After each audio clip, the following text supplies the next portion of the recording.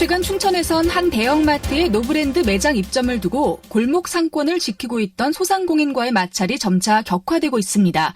벌써 세 번째 입점 시도인데요. 이번엔 법적 규제를 피하기 위해 가맹점 형태로 입점을 신청했기 때문에 막기가 쉽지 않습니다. 지금은 춘천에서 벌어지고 있는 일이지만 한두 차례 입점에 성공한다면 강원도 전역으로 확산되는 건 금방일 거라는 게 전문가들의 의견인데요. 대기업에서 운영하는 대형마트들은 왜 골목 상권까지 노리는 걸까요? 또 대형마트가 골목까지 침투하면 지역의 소상공인들에겐 어떤 피해가 생길까요?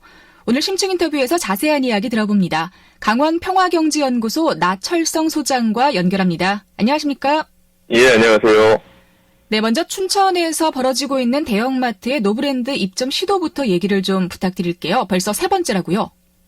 예, 그렇습니다. 지난해에 이미 한 차례 들어오려고 했었던 것들이고요. 이미 들어와 있는 대형마점도 있는데요.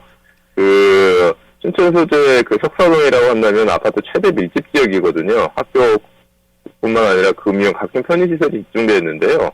작년에 이 지역에 노브랜드라고 하는 상호를 가지고 이마트에서 SSM 형태로 입점을 시도했었거든요. 그런데 주민과 상인연합회의 강력한 반발에 막혔고, 강원도에서도 사업조정제도를 발동하면서 결국 입점을 포기했었거든요. 그런데 올해 다시 여기 들어오려고 하게 되면서 이번 같은 경우에는 법의 허점을 이용해가지고 이 본사가 51% 이상을 가지지 않을 경우에는 동일한 명칭으로 들어올 수 있기 때문에 현재 그러한 형태로 해가지고 입점을 시도하고 있습니다. 네. 대형마트의 노브랜드 매장이라는 게 구체적으로 어떤 형태의 매장을 얘기하는 건지 SSM의 개념도 좀 설명을 해 주실까요? 예, 노브랜드라고 한다면 일단 이마트 대형마트가 프랜차이즈로 들어오는 명칭이고요. SSM 같은 경우에는 보통 대형마트라고 할 경우에는 900평 이상의 매장을 이야기를 하고, 우리가 알고 있는 편의점이나 동네 슈퍼마켓 같은 경우는 300평 이하의 유통 매장을 이야기를 하거든요. 근데 SSM 같은 경우에는 현재 대형마트보다는 작은 900평 이하, 그러니까 슈퍼보다는 큰 300평 이상의 매형을 통칭해서 슈퍼마켓이라고 하죠. 일반적으로 이걸 줄여가지고 SSM이라고 하고 있는데요. 문제가 되는 것들은 이 SSM 같은 경우에는 동네 슈퍼에서 다루지 않는 과일이나 첨가물이나 아니면은 육가공 이러한 제품들을 중심으로 하거나 심지어는 문구점까지 들어오기 때문에 지역 상권에 미치는 영향들이 대형마트하고 다르게 골목마다 매우 크다라고 하는 것들이 확증되어 있습니다. 네. 사실 이미 동네에 있는 작은 슈퍼라던가 문구점이라던가 이런 좀 작은 가게들은 찾아보기가 어려운 상황인 것 같아요. 대기업에서 운영하는 체인점, 편의점들이 참 많이 들어와 있는데요. 이제 동네마다 하나씩 있는 조금 큰 슈퍼마켓을 대신할 SSM이 들어온다라는 것 같은데 소비자 입장에서는 그러면 선택의 폭이 더 넓어지는 거 아닌가라는 생각도 하실 것 같거든요. 이미 도내 주요 도심 같은 경우에는 소비자 선택권은 정말로 넓혀질 때 넓혀진 것 같습니다. 왜 그러냐고 한다면은 현재 들어와 있는 게 대형마트뿐만 아니라 농축협 이 마트 같은 경우에 골목 다 들어와 있지 않습니까?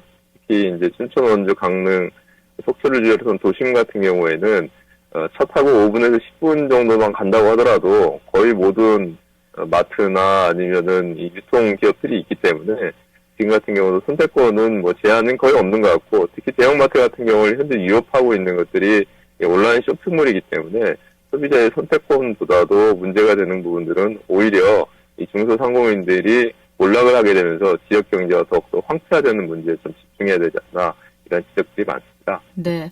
지금 강원도에도 도시마다 대형마트가 없는 곳이 없거든요. 이미 이렇게 진출을 해 있는데 왜 또 노브랜드 매장을 만들려고 하는 걸까요? 저희가 볼 땐 두 가지인 것 같습니다. 하나는 뭐냐고 한다면 현재 대형마트가 실제 보면 좀 어려운 상황에 처하고 있습니다. 앞서도 말씀드렸지만은 2015년을 경과하면서 대형마트 매출액이 계속 줄고 있고, 올 2분기 같은 경우에는 이마트 같은 경우는 창사 이래 처음으로 동기 대비 100억대 영업이익이 적자가 났거든요. 적자가 난 이유는 뭐냐고 한다면 2015년부터 온라인 쇼핑몰에 자리를 내주게 되면서 이러한 우려들이 현실화되고 있는데요.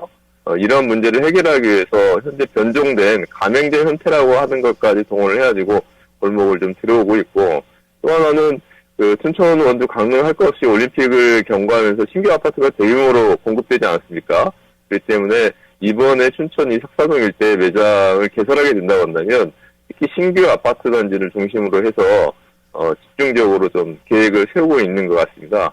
이렇게 현재 준비되고 있는 것들을 제대로 막지 못한다고 한다면 대형 마트의 SSM 진출들이 좀 가속화되지 않을까 이렇게 좀 보여집니다.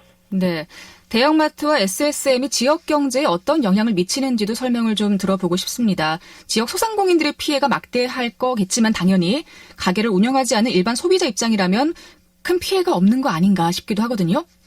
지금 대형마트 같은 경우에는 방금 말씀드렸지만은 그 판매액이 하향세라고 하는데요. 강원도는 정반대 현상을 나타나고 있습니다. 2015년 현대 1조 7억 원 정도의 매출액을 올렸는데요. 불과 3년 만인 2018년도, 작년 같은 경우는 1조 345억의 어마어마한 증가를 보였고, 강원도에서 역에 유출되는 자본의 49%가 이 대형 유통망을 통해서 나가고 있거든요. 그렇기 때문에 실질적으로 대형마트의 활성화는 역으로 지역 경제를 더욱 어렵게 하거나 소상공인의 몰락의 척경으로 이렇게 이르게 되는 것들이고, 지역 소상공인의 몰락은 결국적으로 실업이랄지 지역의 고용 안정성을 위협할 뿐만 아니라 지역 경제 자체를 황폐화시키는 주된 요소가 되기 때문에 상생이라고 하는 이런 가치들을 저버리는 이런 문제가 발생하기 때문에 매우 주목해서 봐야 될 것 같습니다. 네. 그 대형마트를 선호하는 분들 얘기 중에서는 대형마트가 들어서면 지역 농축산물 판로도 늘어나고 또 지역민 고용도 늘어날 거 아니냐라는 의견도 있어요. 실제로도 그런가요? 실제로 그렇지 않은 것 같습니다. 현재 가장 중요한 것들은 대형마트에서, 도내 대형마트에서 시 지자체가 요구를 한다고 하더라도 현재 지역 농산물의 판로와 지역 공산품의 판매가 어느 정도 되는지 정말 공개를 하지 않고 있습니다. 그래서 추정치인데요. 저희가 파악한 거에 의한다고 한다면 지역 농산물 같은 경우에도 현재 주요 대형마트 같은 경우 10% 미만인 걸로 좀 확인되고 있고요. 전주 같은 경우에는 대형마트에서 공산물을 이용하는 게 20%까지 현재 확보되고 있는 걸로 파악되고 있거든요. 그렇기 때문에 강원도 같은 경우는 턱없이 부족한 부분들이고, 이 대형마트에 고용되어 있는 인원들을 본다고 한다면 최근에 고용 안정성에 대해서는 문제가 많은데 400명 중에서 한 대형마트의 경우 무려 92%가 현재 임시직이나 불안정 노동에 시달리고 있는 걸로 좀 나와 있거든요. 그렇기 때문에 실제 고용의 안정성과 수입의 측면상을 본다고 한다면 대형마트가 지역 경제에 미친 영향 같은 경우도 매우 제한적이다, 이렇게 좀 판단이 됩니다. 네. 대형마트와 또 SSM의 골목 상권에 무작정 진출하기보다는 조금 지역민과 또 소상공인과의 공생할 수 있는 방법이 좀 많이 필요할 것 같습니다. 자, 오늘 심층 인터뷰 대형마트의 골목 상권 침투 상황에 대해서 강원 평화경제연구소 나철성 소장과 이야기 나눴습니다. 고맙습니다. 예, 감사합니다.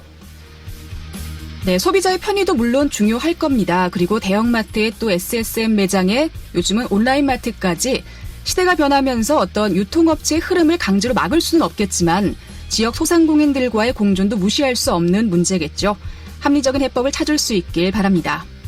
10월 10일 목요일 라디오 동서남부 오늘 순서 여기서 마칩니다. 지금까지 기술 권태용, 구성 정재익, 진행 김서영이었습니다.